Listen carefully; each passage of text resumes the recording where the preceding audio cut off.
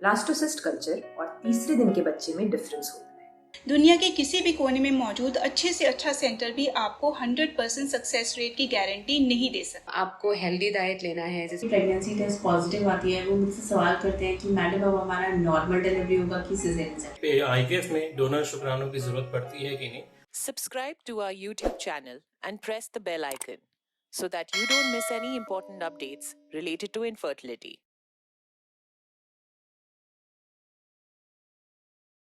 अक्सर आईवीएफ में ट्विन्स ही होते हैं, तो क्या मेरे भी आईवीएफ में ट्विन्स होंगे या एक ही बेबी होगा? So this is a very common question कि हमें ट्विन्स मिलेंगे या नहीं। So the simple answer is कि it cannot be predicted, कोई प्रिडिक्ट नहीं कर सकता। अगर आप ब्लास्टोसिस्ट कल्चर करा रहे हैं यानी 5वें दिन का बच्चा ट्रांसफर करा रहे हैं, तो या तो एक बेबी ट्रांसफर होता है या तो 2 ट्रांसफर होते हैं। 2 ट्रांसफर होने के बाद भी ये ज़रूरी नहीं है कि आपको ट्विन्स हों।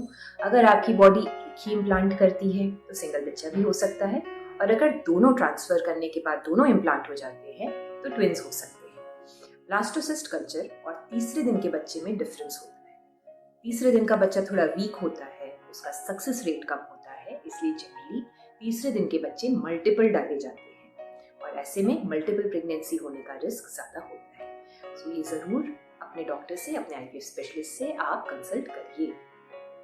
आईवीएफ ट्रीटमेंट पर आपकी 100% गारंटी होती है क्या?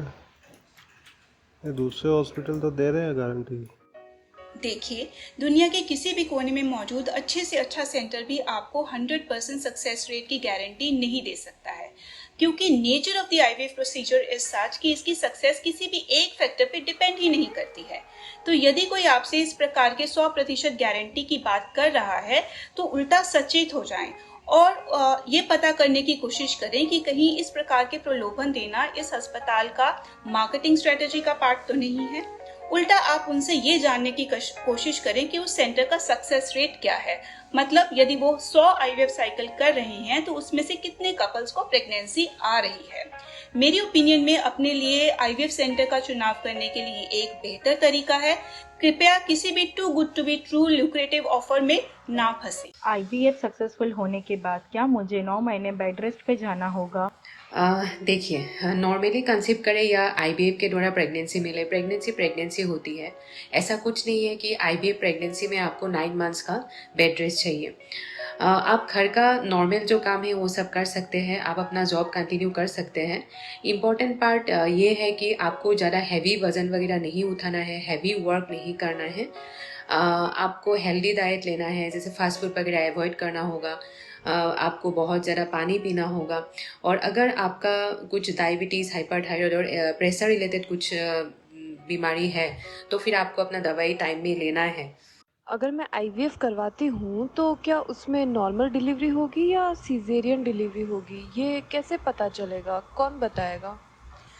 अक्सर मेरे पास पेशेंट्स आते हैं, जैसे ही उनकी प्रेगनेंसी टेस्ट पॉजिटिव आती है, वो मुझसे सवाल करते हैं कि मैडम अब हमारा नॉर्मल डिलीवरी होगा कि सिजेरियन सेक्शन होगा। तो मैं आप सबसे एक बात कहना चाहूँगी कि जैसे ही आपकी प्रेगनेंसी हो जाती है, आपको आईवीएफ से सफलता मिल जाती है, आपकी प्रेगनेंसी एकदम नॉर्मल प्रेगनेंसी की तरह चलती है। आपको ये याद रखना है कि ऐसा कोई रूल नहीं है कि अगर आपको आईवीएफ से प्रेगनेंसी हुई है तो आपका सिजेरियन सेक्शन ही होगा।